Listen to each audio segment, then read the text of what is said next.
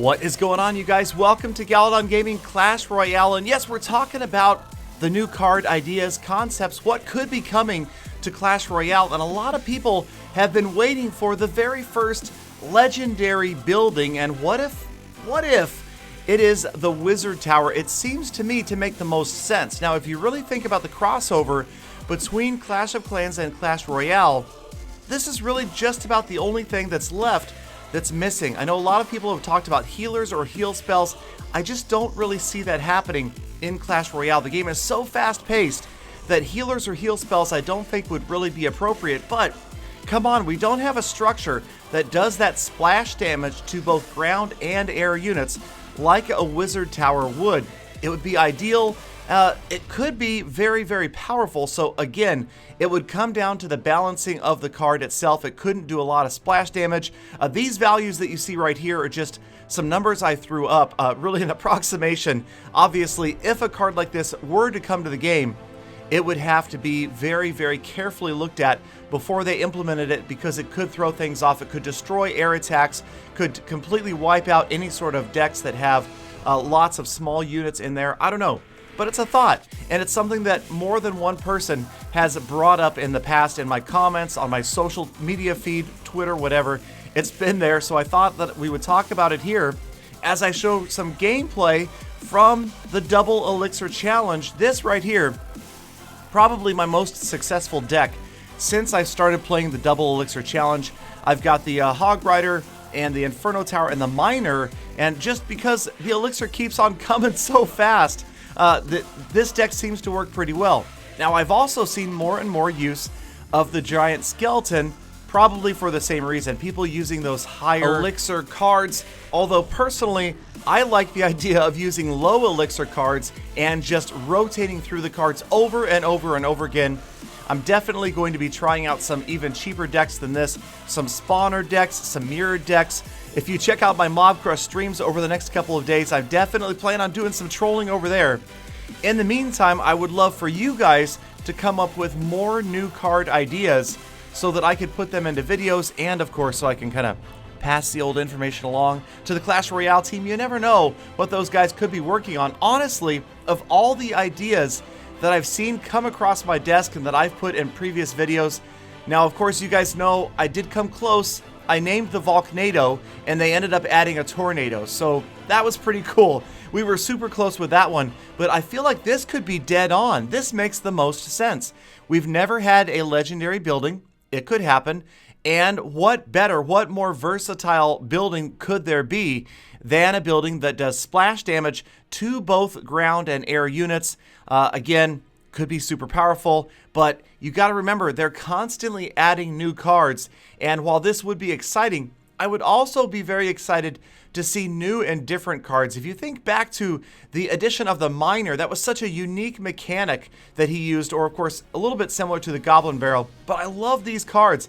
The Giant Skeleton, so cool, he has the bomb like that. The Inferno Dragon, there's just so much that has yet to be revealed, that is yet to come in this game, and I'm definitely looking forward to the new ideas that the Clash Royale team is going to put forth, and who knows, maybe, just maybe, one of these days, one of us will come up with an exact idea that they implement.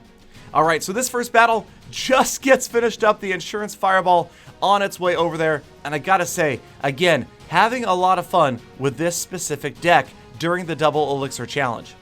Now, one thing about this deck that I don't like to bring that much is the Inferno Tower, but at the same time, like I'm talking about, so many players bringing those higher Elixir cards, so maybe it works out better.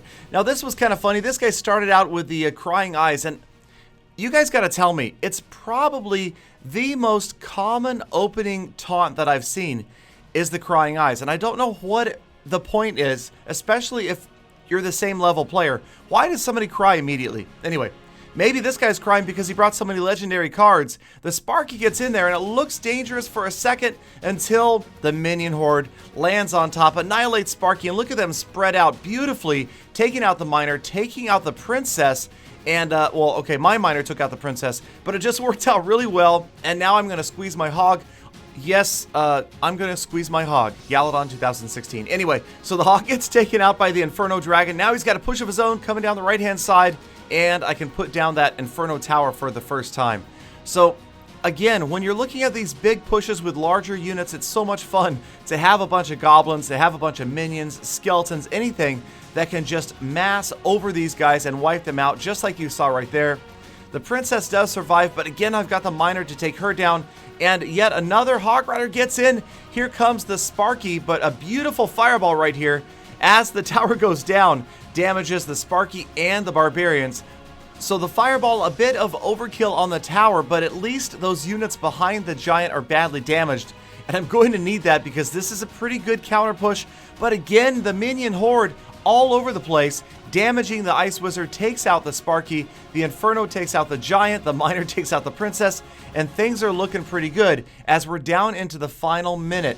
Now, the thing about the double elixir challenge, a lot of people have said it needs to have bigger rewards, but I feel like if you want the big rewards, you probably should be playing in the Grand Challenge. These seasonal challenges are more just for fun, more just for trolling, honestly. I mean, they're cheap. What was it, 5 gems after the first one? I wouldn't even mind if they put in a challenge that were based upon gold. Instead of having to use gems on every single challenge, maybe you could use gold instead. Who knows, that could be a future idea that they could implement. That way you don't have to spend gems on every single challenge, because obviously a lot of players don't want to use gems, and there's a very limited supply if you're a free-to-play player. Now for me, I just keep playing this over and over and over again just for the replays, just for the fun. It's actually, I'm really sad that this thing is ending so soon. I would love to see it last for a week or two or even a whole season. I'm not sure why they made this so brief, unless maybe there are other challenges coming. Then okay, I understand. Otherwise, I feel like this is way too short for this double elixir challenge to last. Although I also realize that maybe they're just afraid of people getting too used to the fast elixir, because when you switch back to regular gameplay, I gotta be honest, things just are frustratingly slow in the beginning of those battles. To see the elixir grow at this normal rate, I wouldn't have even minded to see this double elixir challenge become quadruple elixir during the last minute, but then again, that might just be too nuts. Can you imagine as the elixir is just going 1, 2, 3, 4, 5? No, it would probably be too much. I know a lot of people were asking for that in the very beginning. Let's make it quadruple elixir at the very last minute, but I think at that point you're just spamming literally every single card you can put down, especially the lower cost cards. So again, working another battle here, starting out and not doing so well. It seems like a lot of these battles for me have been where I fall behind early and then I come back late, sometimes even pushing for the 3 crowns. The 3 crown deck, I will try to squeeze that in this weekend or maybe Monday, but I gotta tell you, air-based decks in the double elixir challenge are 3 crown superstars. It is just crazy, so hard to control when you've got a Lava Hound leading a pack of, say, the Inferno Dragon, a regular dragon, a Mega Minion, the minions. It is just complete mayhem. So again, Alexander takes a tower from me early on. I've got 90 seconds left to come back. But with the double elixir challenge, it's really at any moment where you can come back, and this is such a strange combination. Miner Hog Rider, not something I'm really used to, but it works out, so I tie it up, and we've got about 1:20 left, and again, he keeps on seeming to have this leftover counter push of the Musketeer and the Witch.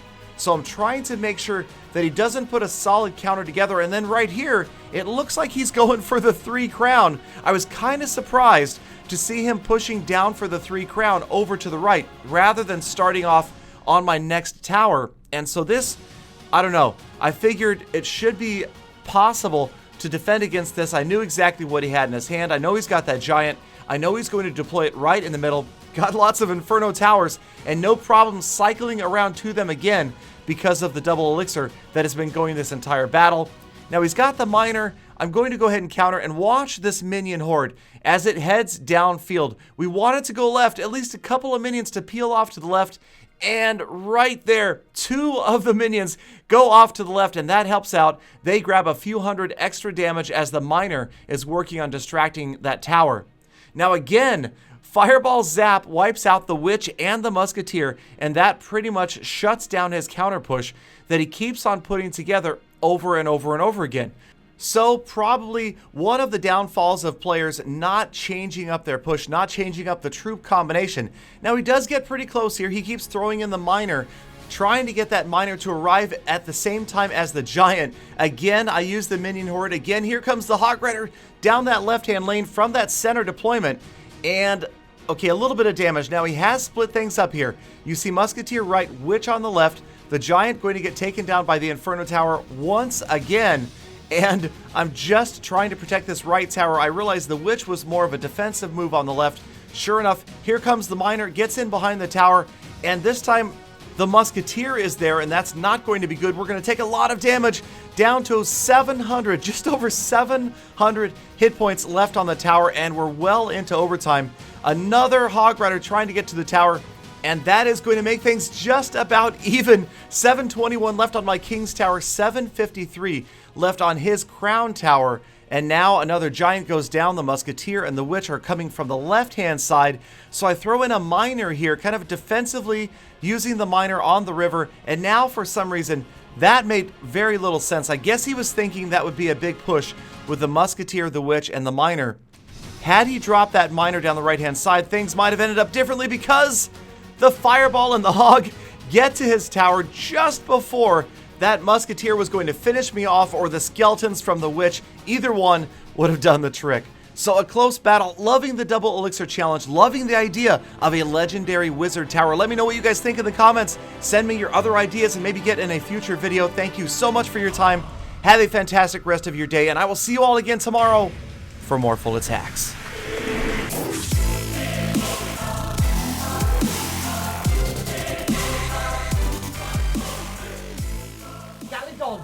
I'm here. You'll always have place of $17